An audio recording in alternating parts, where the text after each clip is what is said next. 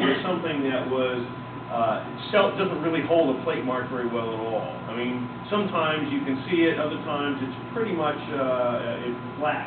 But the other thing is that down here in the lower right we have this little, it's actually etched into the plate, and it's they call it a remark. It's just a little image. It's R-E-M-A-R-Q-U-E is the spelling. My pronunciations are terrible, so I'll just leave that.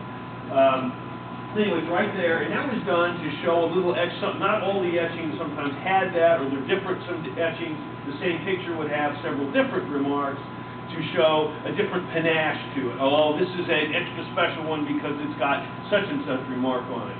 But in point of fact, because that's there, we know the plate mark was at least down to that line, and most of these pieces, these large historical pieces, John told me, before he told me the date, I said, I think this is probably from 1880. And he said, well, it's 1878. Okay, so I missed it by 2 years. But the key is that this was a very popular thing that was done during what was known as the etching revival, and which would take place from about 1870 to 1900 is what we classify as the etching revival. These large historical pieces were very popular, and so the plate mark, to the extent that I know it's there, I would guess down to right about there to the outside. These things had huge plate marks all around them, which John was disturbed by it. But there's no question. I said I will stake my reputation on the fact that this is indeed an etching. And I said, then told him it was worth a whole lot of money. Not.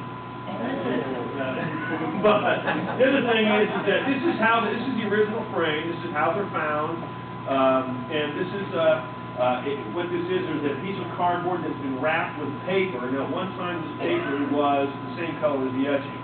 Okay, so it wasn't this color. It's aged, and when if you pull this out of this frame through exposure to sunlight, if you took this out right now, there would be a white mark all around the outside, where it was the frame was obscuring the paper here. And the other thing is that there are evils all around it. On the back, John, Vanna, on the back here, we can see that this is, by the way, these little marks right here, you see these little holes? Those are actually from silverfish. Silverfish ate the paper there. This is very acidic paper. It's really crunchy old stuff. This board here is called red board, and it's extremely acidic, and it's just chewing these things up. He can remove it. It's been here for 150 years, so it's probably fine for 500 years more, but because the majority of the damage has already been done. But this is, if conservationists would say, oh, of course it must be removed. And the problem is that sometimes removing these things causes more problems than just leaving it as it is. What bothers me,